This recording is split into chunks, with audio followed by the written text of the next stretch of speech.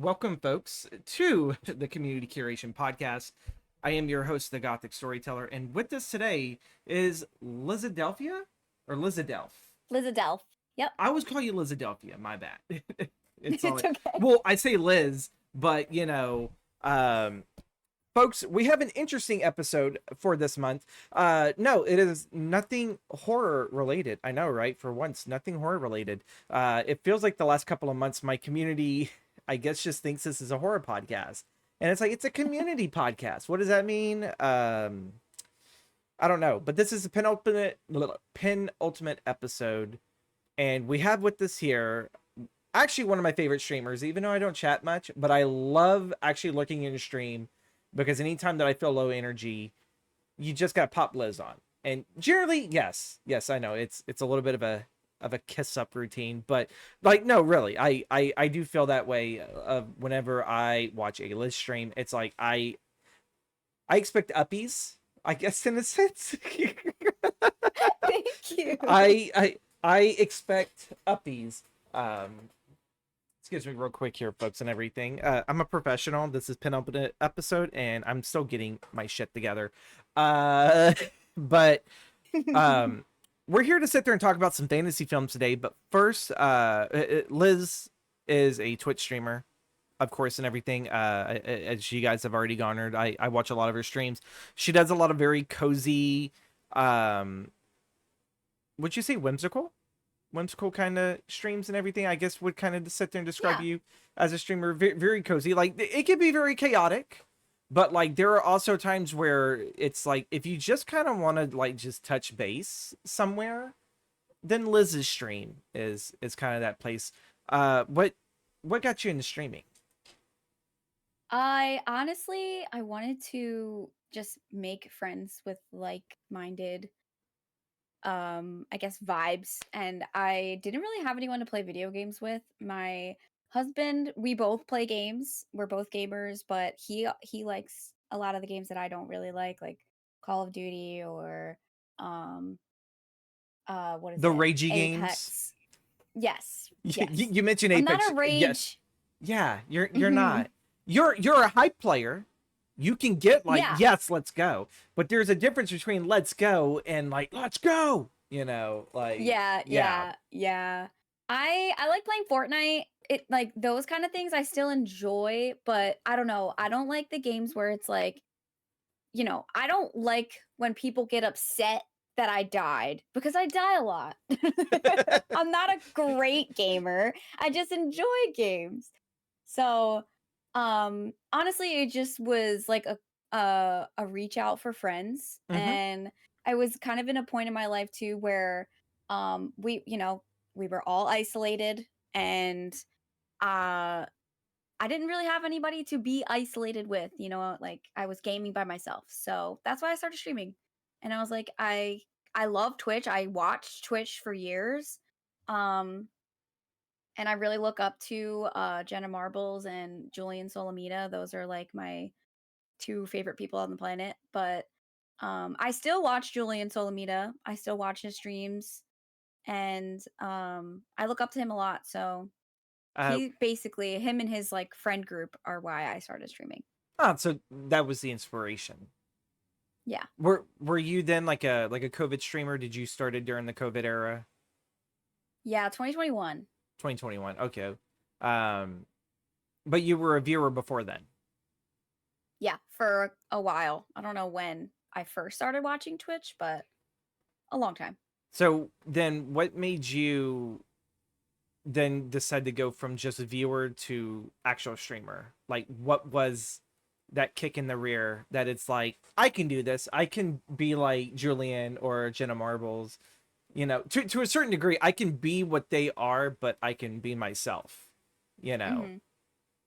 I was playing, what was I playing? I think I was playing Minecraft with a friend of mine, and I was talking to her, and I was like, this would be so fun to like stream, and then we could watch, like she could watch me, and we would be playing in the same, like it was just a conversation that we had, like something like that.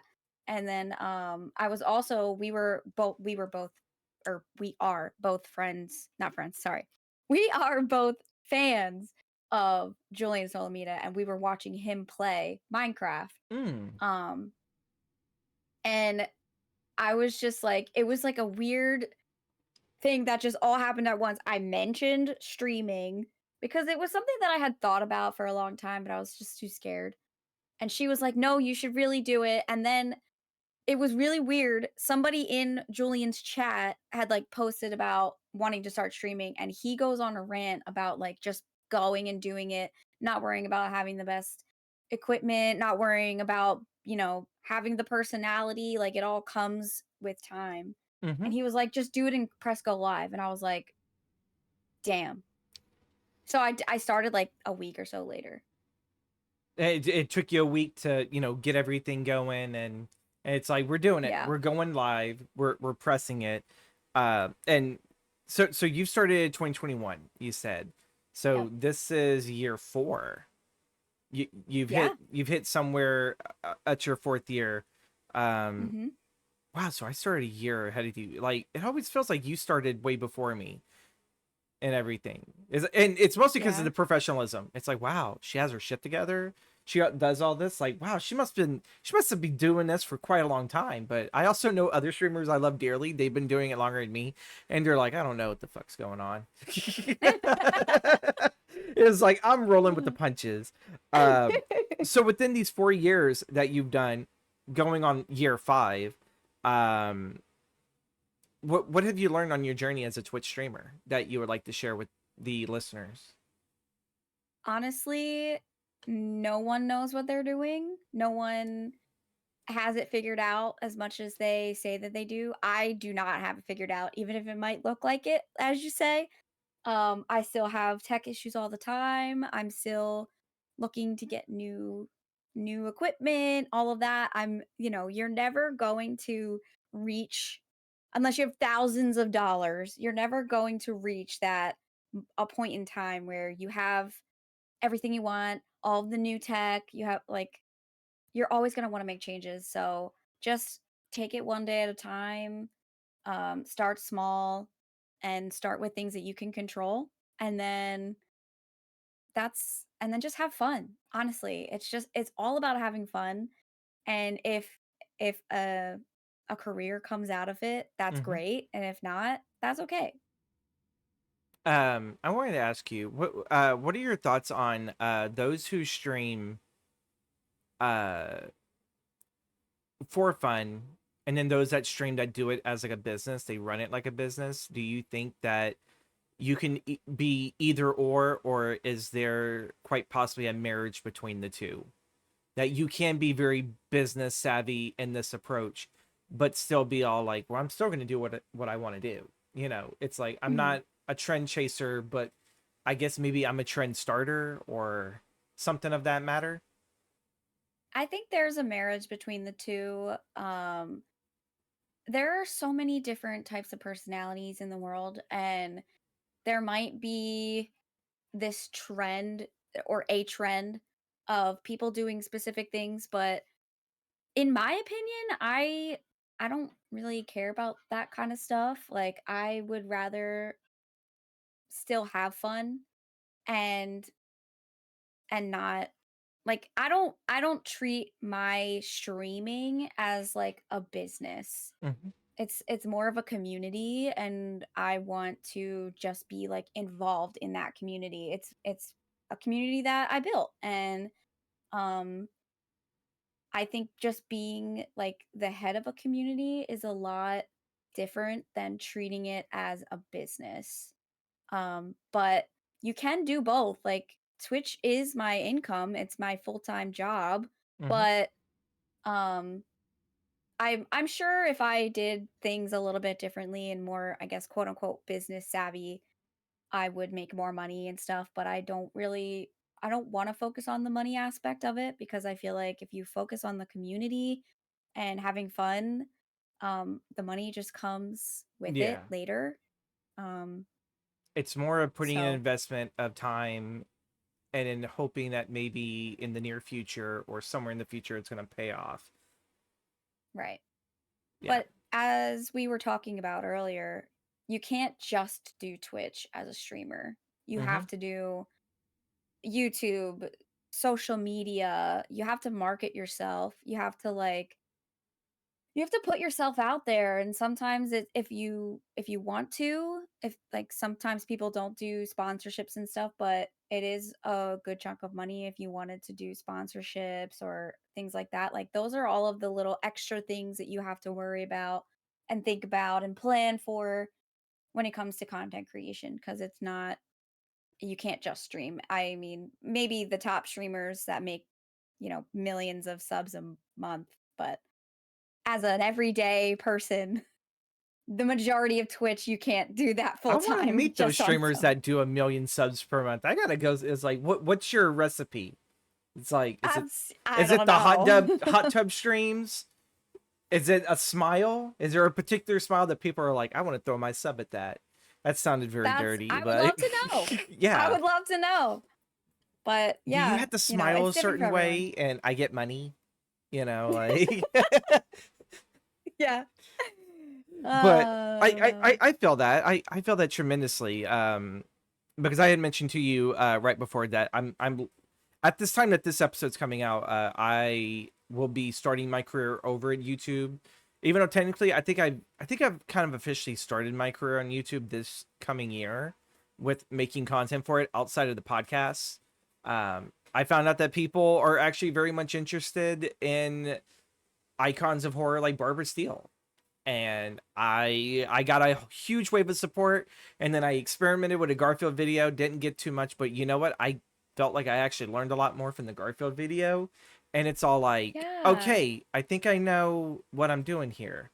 And like going into next year, I have like I have like practically 2 series going on. One that practically takes the majority of the year, like the first 7 months, and then there's like one that just covers practically all of October. And I was actually scared, very frightened, because I told people it's like, yeah, I'm leaving Twitch.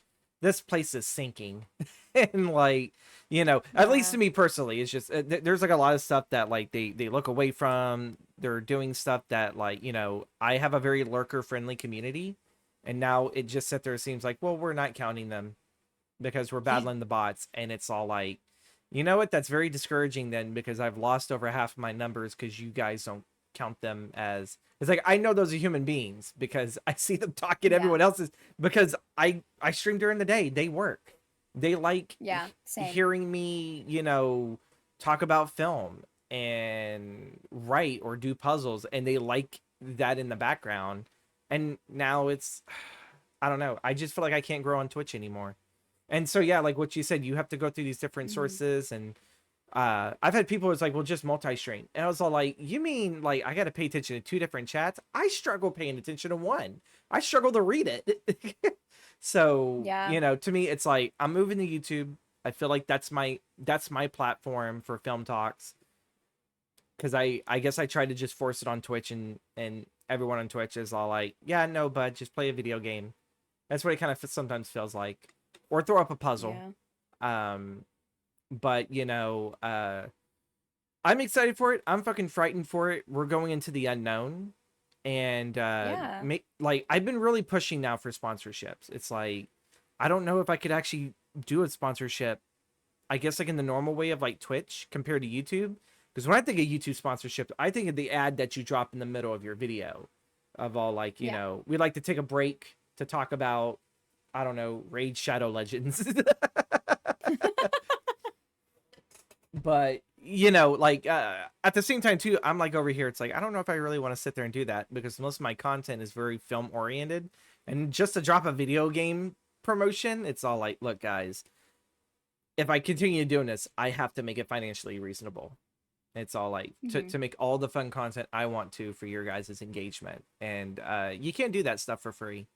I Yeah. thought you could, going it through Twitch, but yeah, no, that's one of my biggest lessons. Don't rely solely on one platform. Um, Mhm. how do you feel about marketing yourself? Have you found some type of groove that I think you're confident in marketing yourself? Uh, no. I'm never really confident in marketing myself. Um, I have gotten a couple sponsored streams from Udi. Um, they just, ask me to wear it on stream. I've done that a couple times, and I talk about them throughout the stream. You send them the VOD, and then they pay you, which is really cool.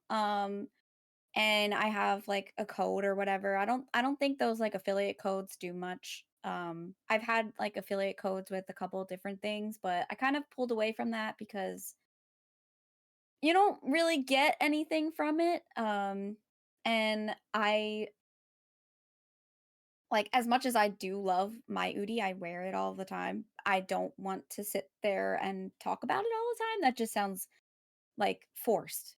So I don't know. It I go back and forth with like wanting sponsorships and stuff. And I have been making YouTube videos. I've been making vlogs. So I have thought about like maybe reaching out to Bombas, or like things like that, or like some gardening, um, what's the word? Companies, gardening companies, Yeah. to maybe Because get I stuff do like follow your that. TikTok where you have like these different little mini adventures instead of, because I'm lazy. I'll just sit there as like, hey, if I want to introduce something, I'll throw it onto my TikTok. You have everything for what is your gaming and content making, and then you have like your vlog stuff, and you had made like it's a type of farm cabinet. I can't Yeah, farm stand. farm stand. That's what it was, and like I watched you like build it. I was all like, I didn't know Liz did that. She does not come off as a very handsy, I guess, carpenter, woodworker, and I like, know. and like to me, I feel like my impression was like, I feel like Liz would either get her husband to do this or hire someone. No, you're out there doing the work, and I was like, this is awesome. I love this. It felt like, oh, this is Yeah. another side of Liz that I get to learn about. Yeah. Honestly, it was just something that I wanted to do this year, is really just like stop relying on other people, and I don't want to spend money on stuff. So if I have to do it myself, I have to do it myself. And I'm actually really proud of myself. I did something I Yeah, never did before, and it came out pretty good. you develop skills and everything, and um, yeah, I know all about that. I had just recently started I don't know how to sit there say, because it's not really like a, I don't know, it's not really a class, but one of the wonderful people that I talk to a lot through social media, Miranda Remington, who is a photographer. I like to call Ooh. her the traveling nomad and everything because she doesn't stay in one place for long. She's constantly traveling. She's helping me in my writing and by helping me learn, like, I think the 80 or so architects or archetypes of character, and how like we have like four core ones in herself. It's like the child, the victim. I'm still learning, but there's like two other ones. I remember kind of lightly learning about this in film school, but we didn't really touch on it too much. But she's all like, James, it's like, if you learn this, this will make your writing so much more better. Uh, Oh wow. because I'm writing fantasy, which is the theme of today's show. So, Yeah. I'm not plugging my fantasy, stuff right here, but yeah, like I'm like over here. I feel like we have to go into fantasy nowadays. Fantasy is our breakaway and everything, It is. It which it is. which is going to be our breakaway into films, because if I start talking about storytelling and writing and all that, we'll be here all day, and we only have Liz for a certain amount of time. Um, so moving on, what got you into fantasy before we talk about these films? Like, what is it about the genre? It's escapism, I think. I really wish that our world felt a little bit more magical, and like, as a witchy person, I can bring that like whimsy into my life, but I don't know, just seeing it on film or reading it in books, like, it just gives me so much joy, I guess. That's fair. So yeah, and I don't know, I had a bit of a rough childhood, so watching fantasy has just always been something that like drew me in, as Hmm. it's just like, I don't know, you do get to escape a little bit. Yeah.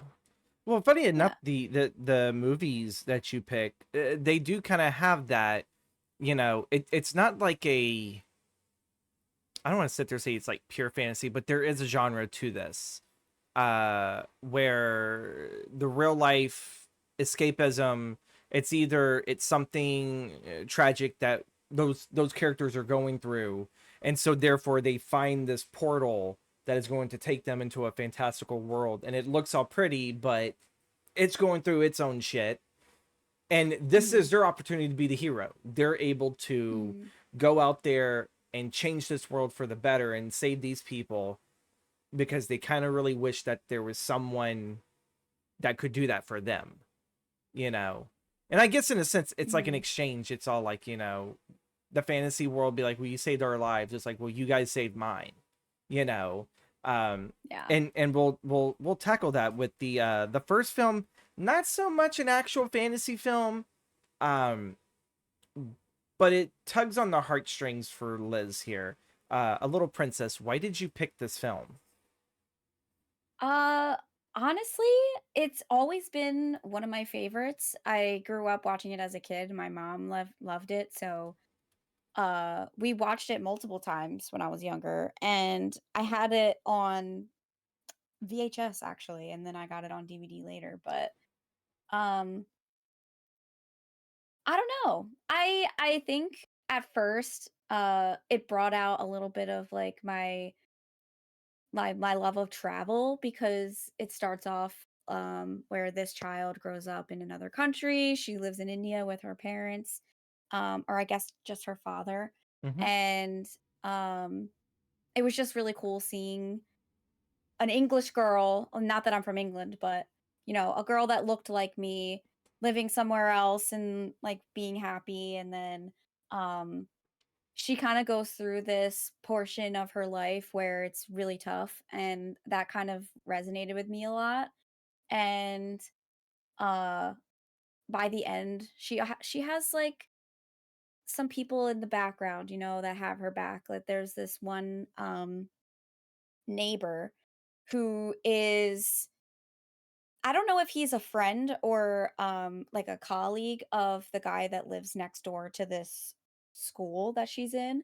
Um, but she sees him through the window, and he's from India, so she's like excited to see him. He reminds her of living in India, and that's a little bit of a little magic that she finds. Mm-hmm. Um, and then later on in the film, there is a little bit of magic involved, but uh I don't know. I think I kind of felt like I was in her shoes a little bit. Um like going through a lot, not being understood, having to kind of deal with the adults making you do things that don't make sense to you. And then it's just nice to actually see it come to a happy ending where things just get put back into place for her. Um so yeah, it was nice. Do you feel like we don't get too many happy ending, or really, to be honest, any happy endings anymore in film? Like, do you feel like that's kind of a bit more of a rare case? Yeah, honestly, I feel like a lot of films now, if it is a happy ending, it always has like this bit of a cliffhanger where it's like it could be a happy ending, but we don't know. Or like it's a happy ending with like a bittersweet outcome, or something like that. It's never just a good happy ending. Um and I feel like a lot of things going on in the world, I feel like we just need that. We need to see those happy endings every now and then. Like we go through we go through enough trauma on a daily basis. Especially like the last couple of years, we're like, yeah, I. Yeah. I feel you. I feel you, because especially when you're talking about, the escapism.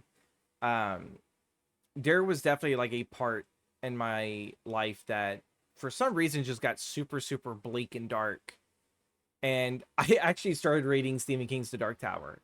That was my, like, I've always been into fantasy. I grew up with Lord of the Rings, but I think the Dark Tower was like the first real form of like, oh my god, I think now I understand why people love fantasy so much. Like there is that sense of escapism. I really wish I could go through this door and into Midworld and help Roland on his quest. Then I read the final book and I'm like, I'm kind of glad I didn't do that. I don't want to spoil it for anyone, but it's very, very dark. And I'm all like, you know, I would want that. I would want to sit there and find an adventure with friends or like-minded compatriots and be all like, yeah, we're going to go save the world. We may look stupid doing it, but we're going to go do it, you know, and we're going to have fun. And yeah, I do believe that I feel like maybe some people just call it realism, is that there's never really such thing as a happy ending, because where your happy ending begins, there's someone else's like downfall, I guess, like in a sense. So I guess it's more of a form of perspective, you know. We need a little bit more perspective on, you know, sometimes we all do live happily ever after. You know? I agree. Yeah. I actually really wanted to choose Lord of the Rings as one of my favorite films because I do love the Lord of the Rings, but I was like, I'm gonna go with a little bit more obscure things. That's fair, but at the same time, if you would have said Lord of the Rings and be like your only films were the original trilogy, I was like, are we just focusing on theatrical cut, or are we doing extended edition? Like extended all the way. Before we switch on to our new film, I do have to ask you, what are your thoughts on the Hobbit adaptation compared to? I love the Hobbit. You love the Hobbit? I do. Like, do you think that maybe it could have been a little bit shorter if they could have did it in 2 movies, or do you just like it that we got a trilogy out of this like we did the Lord of the Rings? I think that you can always make something shorter. As I edit my own videos, you can always cut it down and cut it down and cut it down and get it to this like quick choppy video, right? But if you really want to be immersed in the world, if you love that world, I want as much time as I can possibly get out of it. You know what I mean? Like, True. I'm glad that they drug it out, because yeah, it might have been 1 book, but we got to enjoy like what, 6.5, 7 hours more. Yeah, right Hell around yeah. there. Yeah. So you're definitely in there of all like, I don't really care if, I guess, the story drags a little bit. It's like, I want to stay in this world as long as I can. Yeah. That's fair enough. That's how I feel, period, with any book. Any book or any movie, if I really love it, it's like, no, don't go. I don't want you to go. I know. Like, just take me through the everyday life. Like, I want to watch a hobbit make toast and coffee and like sit and watch the coffee and look out their window and just like enjoy the butterflies and see people running around in the Shire. Like, I'll watch that for 20 minutes. Don't get me wrong. Yeah. This year, I actually did just start reading. Well, I'm done with it, but I read the Lord of the Rings books. It got to a point where I had to use audiobooks because it's just how Tolkien's writing is. And I'm like over here, like, where the fuck does the adventure begin? Like, we're 100 pages in. We're still in the freaking Shire. Like, you know. And then it picks up, and I'm all like, wait, let's kind of go back to the Shire. It was fun there. You know, like. I know. Yeah. I also have to ask, your streams are also very Earth-based tone because of, like, the whole room. Do you try to make that, like, I guess, in a sense, your own hobbit hole? Absolutely, I do. Absolutely. This is my hobbit hole, and I love it. I've just now noticed it's all like, looks like a hobbit hole. Like, it's somewhere where if you need to be at peace, be grounded, and just relax, then yeah, your creative room, that is the place. We're gonna move on to for one, this is a series. She gave me a series. Yeah, I'm sorry. I'm here for the surprises though, but you know what? We've had 2 guests on here talk about an entire film franchise. Tremors and Jesus freaking Christ, I forgot what the other one is. I apologize. But like, we legit talked about like an entire franchise, and I was all like, interesting. Oh, it was The Conjuring. It was The Conjuring. It was Angie like wanting to do The Conjuring. I have my issues with that, but yeah, it's fun. It's a real fun movie. And so to like be thrown at me in the middle of all these movies, like, here's a TV show, and I'm like, okay, it's more limited series. It feels like a BBC production, which I really do love. I love when BBC does, like, here's a 5-episode season. And it's like, just 5 episodes? Why? I was like, well, because they're an hour and a half. I was like, gotcha. And that's what this felt like. The 10th Kingdom, from my understanding, I was able to get an episode in today, right before recording. It's very, very interesting. I love the cast to it. Some of the characters are a bit weird. And I'm like, why did Liz pick this? So take it away, Liz. Why did you pick this series? It's a very fantastical show. For me, I don't know why I always in my mind, it's like a movie for me because I have it on DVD and it just plays all the way through. Oh, Like you okay. don't have to like We like that. start and stop or flip or whatever. Yeah. No Netflix series Um asking, are you still watching? I was like, yeah, bitch. And right. like, Right. I haven't done it in a while. I actually really want to watch it again.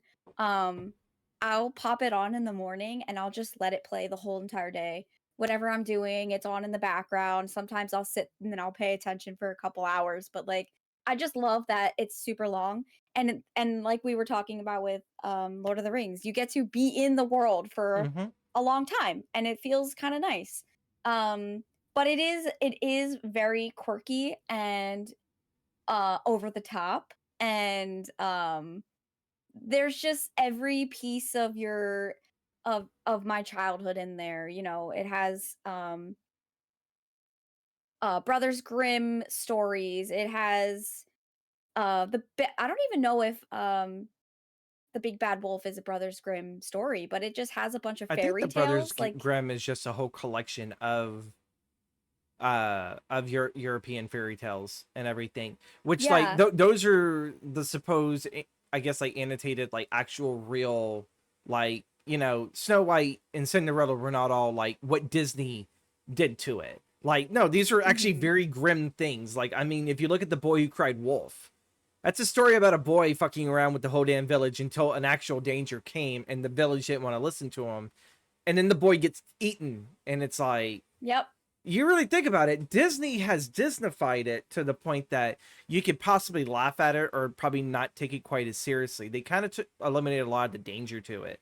But when you read the Grimm's fairy tale, it's all like, God, Europeans are really Mhm. fucked up when it comes to their fairy Yeah. tales, you know? And it's funny you mentioned that because that The Boy Who Cried Wolf is actually in the 10th Kingdom. Oh, They really? they snuck it in there. Yeah, and they allow all of that morbidity still Mm-hmm. to shine through. It's not all sunshine and rainbows. And it's really nice. I don't know. It just feels like a more realistic view of a fairy tale world even Okay. though it's still fully fairy tale, but it's just like everybody is actually still really fucked up. Yeah. Um Well, so funny enough, fairy tales fucked up. One of my favorites that kind of does this genre that I really really enjoy. I don't know if you've ever played it. Is The Wolf Among Us. No, You have not. So I think you'll actually no. love The Wolf Among Us. Then, that one, it's based off of a DC comics series called Fables. And that one, it's like Ooh. Snow White kind of runs like this department. I guess you would say it's almost like an immigration department, but I don't know. I don't want to sit there and say it. It's a small little branch of government that is within this area of New York, like this suburb of New York. Um, and the fairy tale people who come over from the fairy tale land to go live here, they like live in kind of slum areas. Some of them take some hard jobs and everything. Like, I know in The Wolf Among Us, Belle works at a hotel that is pretty much a place where prostitutes go. And there's some fairy tale, people that you don't know, or if you love your fairy tales and you may know these characters, but they're prostitutes. They do some real kinky shit. You know, Okay. there's an Is Ichabod. this a game or So a movie? Fables is the comic. The video game is The Wolf Among Us. We're supposed to be getting season Okay. 2. I don't know. Hopefully before GTA 6. Because like they have teased this and everything, but the main character for The Wolf Among Us is obviously the big bad wolf. He plays the sheriff of this area. And in the first season, a lot of people are very distrusting to him because he was a very bad dude in the fairy kingdom land. Um, and so there are these murders going on. These fairy tale people are being murdered. Most of them are beheaded with some type of curse or whatever. And so the big bad wolf is pretty much working with Snow White, if I remember correctly, to try to figure out these murders. Um, Okay. and it's a really really good. If you love the Telltale series like The Walking Dead, it's made by them. Now it's made by someone else that I think it's Skybound that still owns it. But we're supposed to be getting a second season of that. I don't know what's supposed to be about, but I really enjoy it. It made me really want to watch the Fable or read the Fable comics. Which, speaking of, I have enough money on my Google Play thing. Maybe I'll go buy another issue or two, because I only have the first one. But yeah, like this kind of makes me think. It's like, oh well, then maybe she'll want to try that. The Wolf Among Us is Yeah. supposed to be a prequel to the comic, so it's not like if you play the game you'll be spoiled or anything. But it's one of those fairy tale things that it's not a very light story. It's very very dark. Um, Hmm. and yeah, usually that's a hit and miss for a genre, but that I love, and Yeah. I love so far from what I've watched with the Tenth Kingdom that I've watched until I saw it was a Hallmark product. I was like, damn it, Liz. I was all like, I don't like Hallmark movies, but when I I saw, don't either. yeah, it's like I felt like an old man. I was like, God, like my stepdad watches Hallmark movies. I'm pretty sure now when he goes to bed, he's has the Hallmark channel on watching the Christmas movies, and it's Oh like, no. what the hell? I can't Like, do it. yeah, I didn't know that it was a Hallmark movie or that they were involved in the production at all. Because I also very much do not like Hallmark, yeah. but It just feels I like thought it's that the was same hilarious. plot line, the same story over and over and over again. And they're just trying to sit there and see how many actors they can actually get to sit there and play this, which is fair. They're able to make money off of it, but this right here does not feel like a Hallmark presentation. This definitely feels like, this is something from the BBC. And even when you mention how quirky it is, the opening, like when you get the credits, when you're watching the city of New York turn into this magical kingdom, I'm like, what the fuck did Liz have me watch? It's like, Uh-huh. because like I'm like It's over my here, it's favorite like, part. what's with this weird CGI? Why is this building crumbling weird? And it's like, oh, it's not crumbling, it's forming into a mountain. Interesting. And then just the way how everything comes together, and then you see the reflection in the water, and it's still New York. And I was like, I like that. It was like from Yeah. that, I stopped paying attention to the Lord of the Rings game I was playing, and I started watching this, and I was all like, interesting, interesting. Damn it, Liz! I gotta now. I have find time to watch the rest of this and everything, and I know. I do love it. I do thank love you it. for It this. has a soft spot. It does. It also kind of gives me a little bit of vibes of because I'm trying to remember what year it came out, but it gives me like a 90s vibe. It still feels like maybe some part of this is set in the 90s. And I think it was only filmed in like 2000, right? you know what? I actually have this up, so I can actually look that up. It was I actually think it filmed was. February, or it was released February 27th to March 6th of 2000. So yeah, this was actually Yeah. filmed throughout the 90s and then released Yeah. in the 2000s. So yeah, I absolutely adore this. Some of the Yeah. characters are very very weird. The wolf, for one, Mhm. but like Yeah, he stays weird. I'm like, I was like, what the hell did the wicked stepmother do to this guy? And then like, I'm sorry, but having grandma in a pot and then looking at the oven, and he's like, oh God, it's not big enough. Well, I guess we can just cook you in parts. And I'm all like, what the fuck? It's like, interesting, interesting. I'm discovering a dark side of Liz as well. Uh-huh. Uh-huh. Who's your favorite character from the series?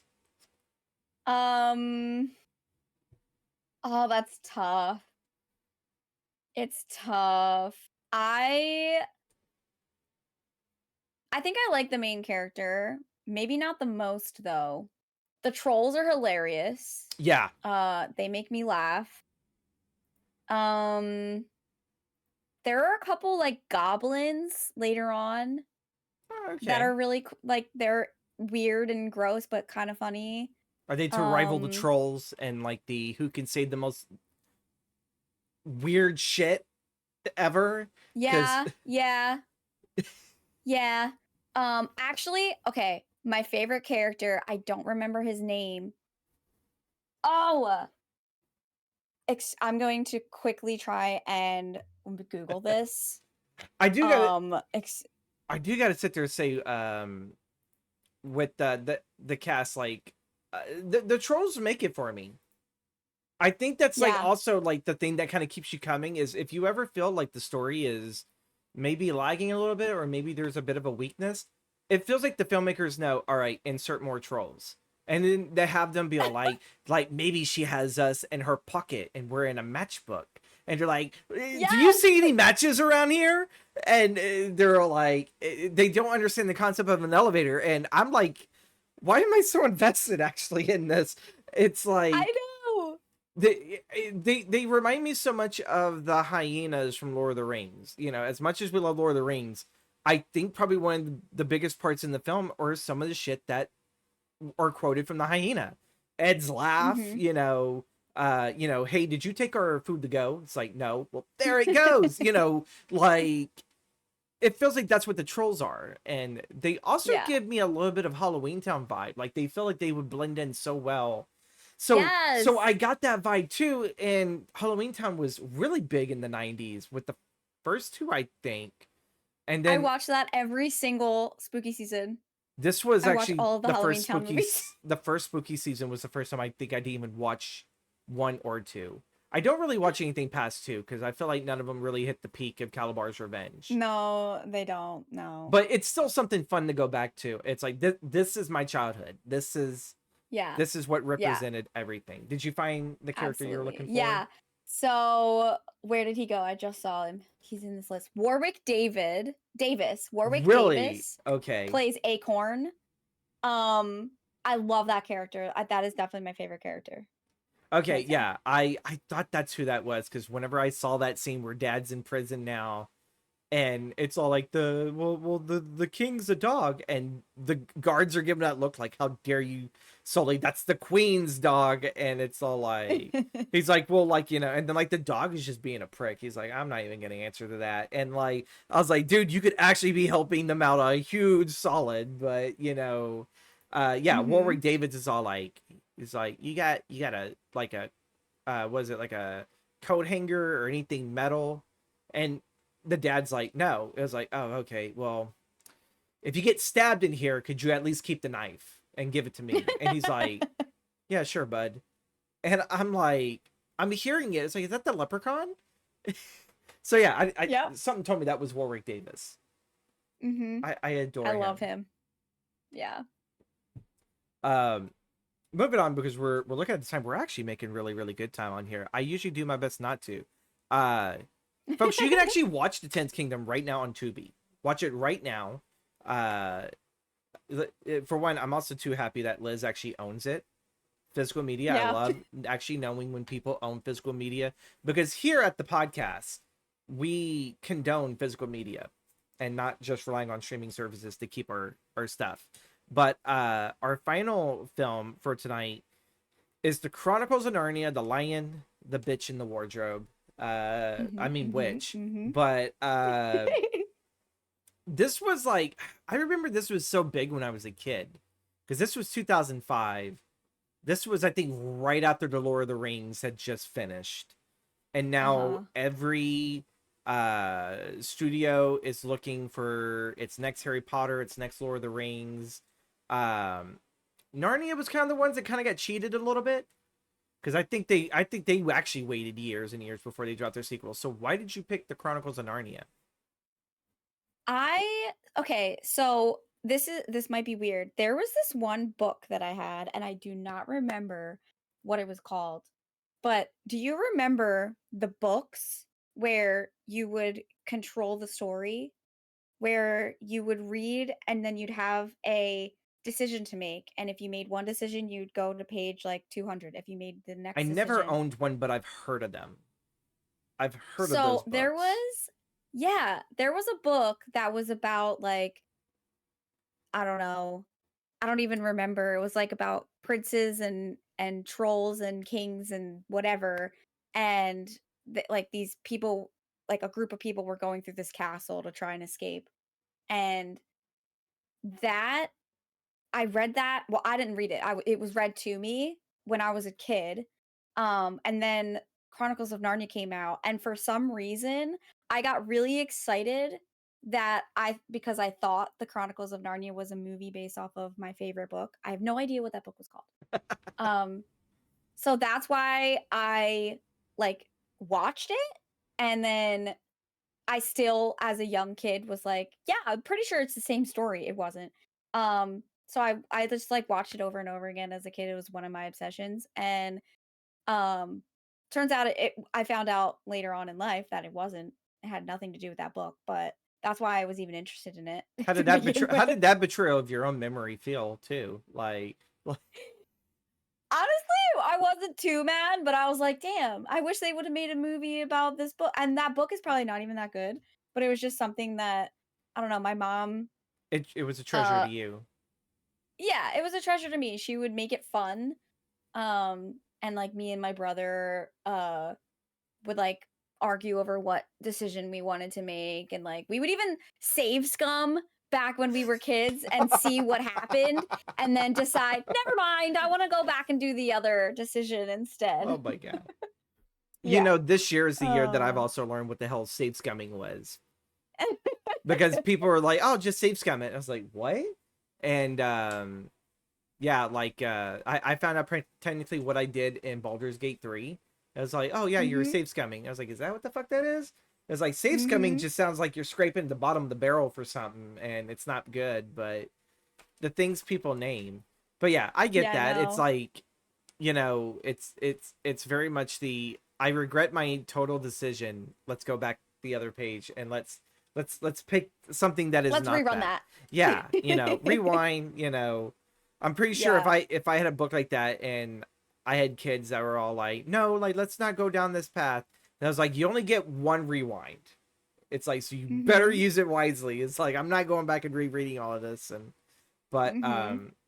yeah, I remember only checking this out too because um generally my mom's church, I don't even like to sit to say it was my church, but my mom works for a church and she used to go to church with this. And I heard through one of the families, it's like, "Oh, don't let your kids watch the Chronicles of Narnia. It's very sinful, very evil. It mocks Jesus." And me as a kid, I was like, "All right, I gotta watch this movie now." It pissed off Christians, you know.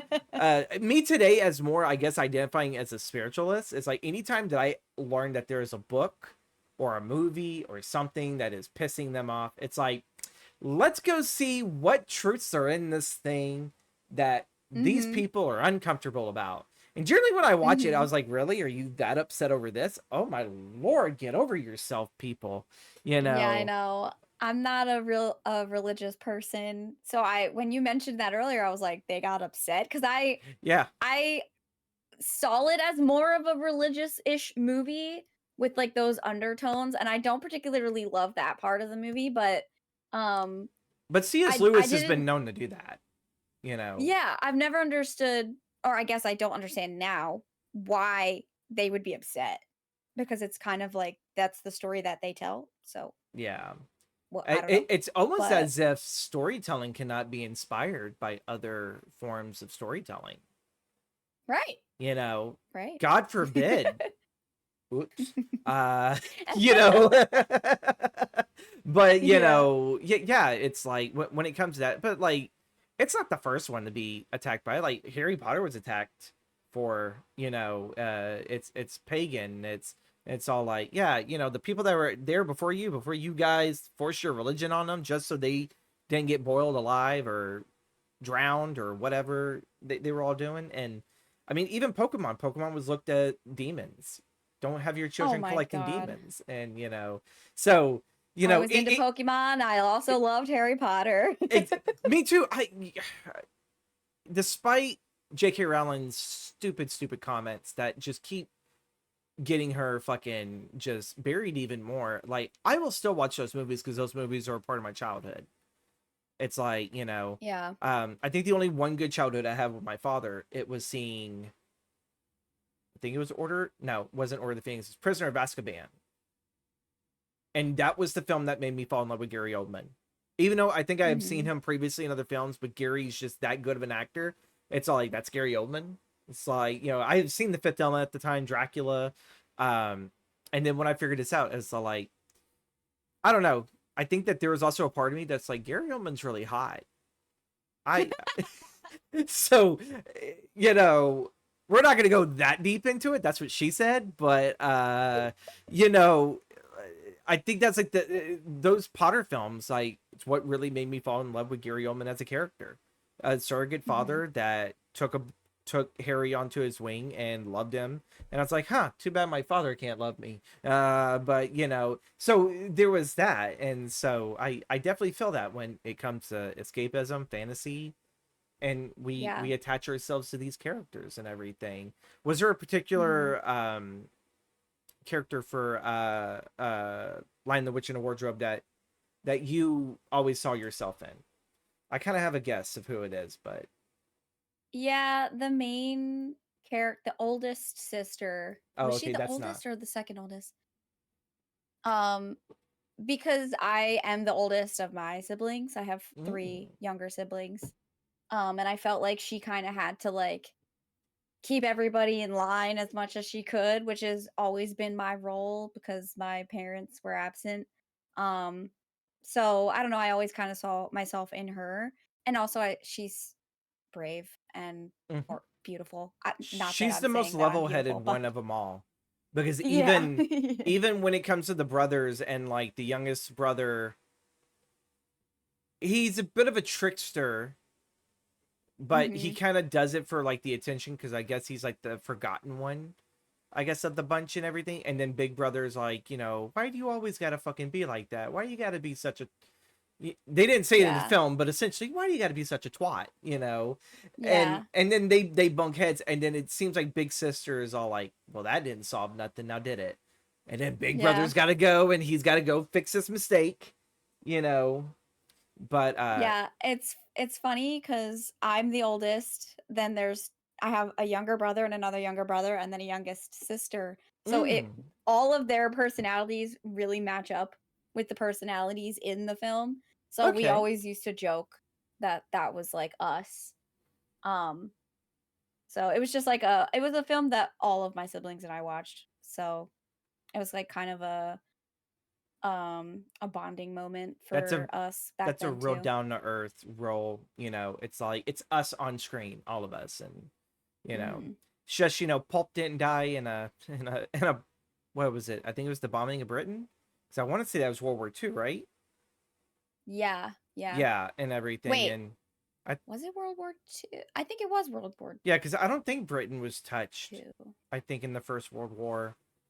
But it's like it was the night raids that were going, and then they were going, and then mom stayed behind. And so yeah, I can definitely sit there and see that. And do you and your siblings, I guess, get together and rewatch this film, like, at any point, like? No, actually, we haven't in a long time. I kind of, now that we're thinking about it, I kind of want to show it to my nephews, see if they like it. Yeah, be like, this But is your mother and father, or whatever your whichever one had procreated, that is them on yeah. screen. you know it's like that, like, this is Mhm. what made this movie so special to me, was because of that. Yeah, I like films like that and everything, and especially yeah. when we can see a lot of our real lives in it. I think I do that a lot, kind of unknowingly. Especially like when you when we were talking before recording, when you asked me in Discord, you were saying, what made you choose these movies, and like you said something about a theme, and I was like, man, I don't really have a theme. And then you kind of hit it on the nail with like, I don't remember what you said, but I find the most interest in movies where I find um a lot of similarities with myself and the characters in the movie, or at least like some kind of life event, you know. Yeah. I'm like actually trying to find that. It's like you have a fantasy s charm to the movies you picked. So I picked up on that, and it matches who you are from a streamer's point of view, because you do have that, like, you know, like you're I guess this is to say your big game here is the tavern simulator game that you play, and like that. Yeah, I'm currently playing Allen Tale Tavern. There you go. That one is like, you know, you can also share fond memories of the movies that you did for your escapism. And yeah, you have in a sense kind of done that. You know, I always sit there and like to think of myself too when it comes to streaming, um based off of a lot of the tastes, you know, as much as I love horror, I also love a lot of thought-provoking cinema. um and if Mhm. you can blend both of those together, God, you'll fuck me up. Yeah. And Yeah. a few years ago, back when they had restored this film, it's called Possession. I don't know if you've heard of it. It's a 1981 film. Um, and I was just getting out of a rickety 3-year relationship, and I want to sit there and say I think it was a year after I moved in with my sister, because um yeah, I was able to watch this downstairs while I think they were away, and I watched this movie Possession that completely had me in tears once the credits rolled. Like, I didn't cry Mhm. a single bit throughout the whole film until the credits rolled, and then that's when I fucking felt it, and I was like, that's how it felt like being in that relationship. And it felt like Yeah. I was the monster in it all, you know, even though in all honesty I was the one that was doing everything to make it work. But watching that whole film, I was like, oh my lord. And to me, that's what really inspires me in my love for cinema, is films that can do that, regardless if it's horror Yeah. or not, you know. um there's like other films like Five Easy Pieces that aren't horror, but they are a film about someone throwing away their talent and throwing away what was given to them because they wanted to sit there and make something on their own and not feel like it's been given to them. And now they come back and they have to face that, you know, and more they are they going to forgive their parent for what they did because their parent's dying. And you know, you kind of like look at the life he lives, and it's like, well, he also doesn't know how to take responsibility because he has this pregnant woman who loves him to death, terrible singer, but she sings her heart out the best. um Oh. but even he sat there and thought about, like, wow, I just really want to sit there and take my brother's wife away from him, run away with her, and completely dip the pregnant woman that I have brought and everything. Oh And no. yeah, it's not pretty, but it's the whole thing of we all have something all in common, regardless of how ugly that character is going to turn out. We find some semblance of ourselves in these characters. um Mhm. and for the longest time I kind of felt like I was throwing away my gift of writing because I didn't sit there and think my voice mattered, you know. And now here I am. I'm about 2 months in, and I am just now starting a short story collection. And I'm like, it's like I finally stopped trying to throw it away. Um, oop, you kind of froze a bit. Oh, There I we go. did. Yeah, well, it was right when you were clapping, and then it got all pixelated, and I was like, "Uh oh." Oh no. I was like, someone on our internet side is going down. But yeah, no, that is all that. To me, that's one of the key things that I've also learned doing this podcast is all of the um all of the themes and all of the reasons why we pick these films and why we love them, is that there is an essence of ourselves in these characters that, you know, we love. And we kind of Yeah. wish that maybe we could step into their shoes and go through the journey that they have in order to heal us of our own trauma or our own issues. You know, it's Mhm. living vicariously through them.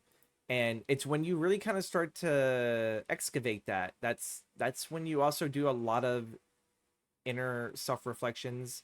Um, you know, I've been doing a shitload of that here lately, but that's also the power of cinema, you know. Yeah. Yeah, I agree big time. I We know I love oh sorry. continue. Sorry. I really enjoy when someone can kind of bring all of that inner thought out just by making a good film. Those are really my favorite kind of films as well. Yes. Just like making people think. Yeah. And as much as I love my amusement park ride films, like anything DC or Marvel, um, you kind of need them because I feel like there are some people that can do 50-50. Like I like my deep thought provoking films, and then I like my roller coaster amusement park stuff. Mhm. But there are also some people that are like, well, I'm like 25% amusement park. I can only enjoy that, but I like to consume more thought provoking, and I feel like you have to have some semblance of that. I don't really think I used to think that there was a balance. I don't think there is. There's just some people that they operate with like maybe I need more amusement park films like stuff like I don't know, House on Haunted Hill or Paranormal Activity or Ant-Man and the Wasp Quantumanium. You know, Mhm. I need to consume more of that, but when the time's needed, then I need to like go watch Eternal Sunshine of the Spotless Mind or The 10th Kingdom. Yeah. Like we need to sit there and we need to go watch these films that refill the cup of life that is in us because we poured so much of, to anyone else's cup that it's like, I need a refill. And that's what we Yep. do. That's one of the many ways Yep. that we do it. Um, I sit there and say, I think that we can wrap this up. And I think this has been an excellent conversation. Liz, where could the fine, lovely people find you? You can find me on Twitch at Lizadelph, social media at Lizadelph, YouTube at Lizadelph. I also have a YouTube channel called Liz IRL, and that's where I have vlogs. Okay. Uh, Yeah. what are any of the big events coming on here for December for you? Do you have anything planned for the wonderful communities?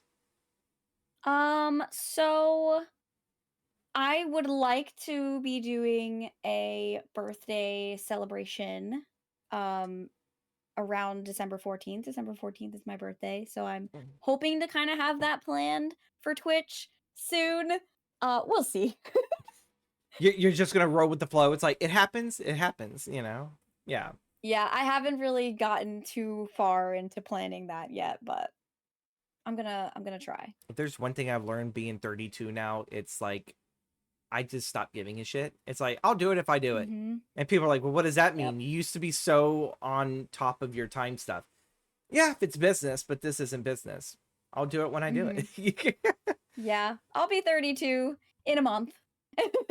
Welcome to the club. I Welcome to feel the club. that. Yep, yep, yep. Then probably afterwards you'll be like, you know what? I feel like what Gothic's talking about. I don't give a shit either. It's like I kind of feel like 32 for me has been my I don't give a shit era. It's Mhm. like it happens if it happens. If it doesn't, it doesn't. I feel like I really wish that came in me in my 30s, but it didn't.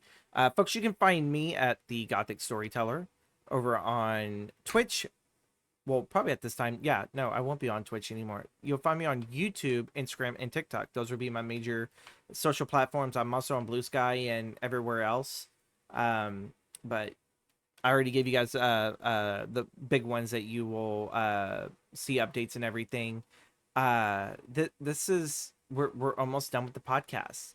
Liz, you gave us a fantastic episode. Thank you so much again for being here. Thank you. Thank you for having me. I had fun.